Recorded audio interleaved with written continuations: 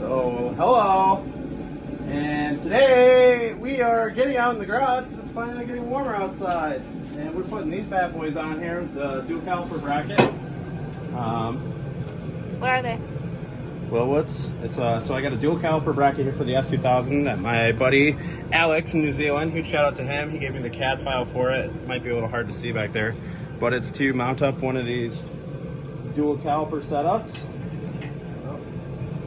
Getting the proper spacing for this, but oh shit.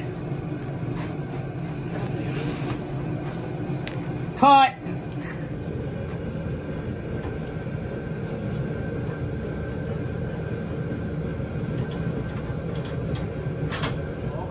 Take a look at this, folks. Our first side of the dual caliper bracket is all tightened up. Now we have dual calipers. I have the, I don't know if you guys will be able to see this, but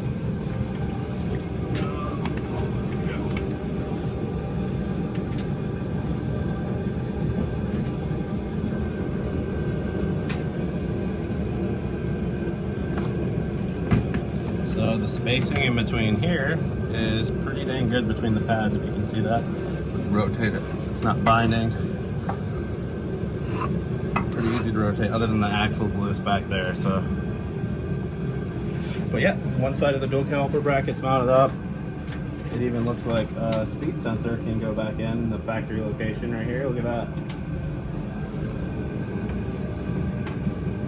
Fits right in perfectly. We just need a 10mm bolt for that. Let's get the other side done now. We got them cooking right now out in the 50-degree weather, drying the paint because they were raw steel, so we don't want them to rust too bad. So we just threw a couple crappy coats of paint on there real quick to try to get them coated and protected somewhat.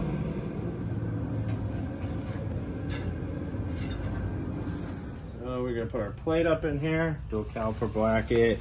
Oh yeah, slides in right behind here. You gotta pull the axle out, and I actually have a 488 in the car, and it has axles from Drive Shaft Shop, so it's kind of lucky that it actually fits through this dual caliper bracket, because Alex originally designed it for our 200 axle to fit. And we can stop filming. Yo! Check it out. Dual caliper kit is installed. Centered pretty well here. Perfectly between the caliper. Same with this side over here. Dual caliper kit installed. Spacing's pretty dang good. Maybe a little tight on this side. Overall, pretty good. Glad we got that on there. We measured for lines, for the hydro lines. So we're just gonna hopefully get some of those from our buddy Mike at Seems Legit Garage. He's got some universal kits that I'm hoping we can use. And just ran some of the fog light wiring for the spoon fog light setup. Just kind of buttoning up some random stuff. We're waiting on the motor. We got the piston, rings, all the gaskets and everything like that. Andy at A-Star Fabrication is assembling the bottom end now.